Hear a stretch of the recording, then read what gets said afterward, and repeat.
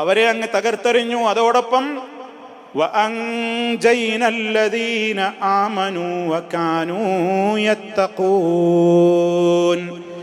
തകർന്നു കിടക്കുന്ന നാട്ടുകാരെ നോക്കിയിട്ട് സാലിഹ് നബി അലൈഹിസ്സലാം സങ്കടത്തോടെ പറഞ്ഞൊരു വാക്ക് ഖുർആൻ പറയുന്നില്ല. ആ നാട്ടുകാരാകെ തകർത്തെറിയപ്പെട്ട്, കണ്ടോ, ആ ജനങ്ങൾ നശിപ്പിക്കപ്പെട്ടിട്ട് പോലും സാലിഹ് നബി പിന്നെയും സങ്കടപ്പെടുന്ന വരികൾ സൂറത്തുൽ അഅറാഫിലെ 79-ാമത്തെ സൂക്തത്തിൽ നമുക്ക് കാണാൻ സാധിക്കും. തകർന്നടിഞ്ഞ് കിടക്കുകയാണ് എല്ലാവരും. ആ സമയത്ത് ഫതവല്ല അൻഹും, ഒരൽപ്പം ഇപ്പുറത്തേക്ക് മഹാനായ സാലിഹ് നബി അലൈഹിസ്സലാം ഇങ്ങോട്ട് മാറി നിന്നിട്ട് വഖാല, അദ്ദേഹം ഇപ്രകാരം സങ്കടത്തോടുകൂടി പറഞ്ഞു. എന്താ പറഞ്ഞത്? യാ ഖൗം, എന്റെ ജനങ്ങളെ, ലഖദ് അബ്ലഗ്തുകും റിസാലാതി റബ്ബി, എന്റെ റബ്ബിന്റെ സന്ദേശങ്ങൾ ഞാൻ നിങ്ങൾക്ക് എത്തിച്ചു തന്നില്ലയോ?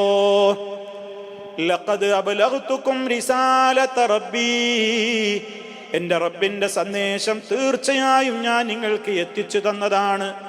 വനസഹ്തു ലക്കും, ഞാൻ നിങ്ങളോട് എത്രത്തോളം നസീഹത്താണ് കാണിച്ചത്, എത്രത്തോളം സ്നേഹത്തോടെയാണ് പെരുമാറിയത്, എത്രത്തോളം നസീഹത്ത് മനസ്ഥിതിയോടെയാണ് ഞാൻ നിങ്ങളോട് ഇടപെട്ടത്. പക്ഷേ വലാകില്ല തുഹിബ്ബൂനൻ നാസിഹീൻ, പക്ഷേ നിങ്ങൾക്ക് ഗുണകാംക്ഷികളോടൊന്നും ഒരു ഇഷ്ടവും ഉണ്ടായില്ലല്ലോ. എന്താ പറയാ നിങ്ങളെ കാര്യം എന്ന്? അത് അവർ കേൾക്കാൻ വേണ്ടി പറഞ്ഞതല്ല. അവരുടെ ആ ഒരു സങ്കടം മഹാനായ സാലിഹ് നബി അലൈഹിസ്സലാം പറയാണ്. ഇതുപോലെ ബദറിലെ പൊട്ടക്കിണറ്റിൽ മുശ്രിക്കുകളെയെല്ലാം കൊല ചെയ്യപ്പെട്ടതിൻ്റെ ശേഷം ബദറിലെ പൊട്ടക്കിണറ്റിലേക്ക് വലിച്ചിട്ടിട്ട് അള്ളാഹിൻ്റെ റസൂല് പറയുന്നുണ്ട്, ഞങ്ങളോട് ഞങ്ങളുടെ റബ്ബ് വാഗ്ദത്തം ചെയ്തതൊക്കെ ഞങ്ങൾ കണ്ടെത്തി, നിങ്ങളോട് പറഞ്ഞത് ഇപ്പം നിങ്ങളും കണ്ടെത്തിയില്ലേ?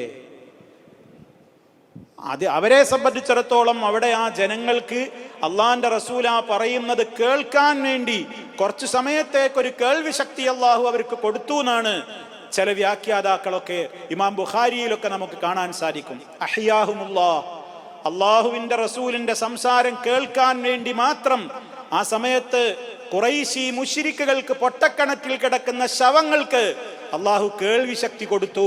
എന്തിന്? അള്ളാഹിന്റെ റസൂലാണ് പറയുന്നത് അവരെന്നാണ് കേൾക്കാൻ. എന്തിന്? തൗബീഖൻ വതഖരീഅൻ, അവർക്ക് അവരുടെ സങ്കടവും ദുഃഖവും പ്രയാസമൊക്കെയാണ് വർദ്ധിക്കാൻ വേണ്ടിയിട്ട്, അല്ലാതെ മരിച്ചോര് കേൾക്കുന്നുള്ള ആൾക്കല്ല. അതിനാണ് തെളിവ് പറയുന്ന ആൾക്കാർ.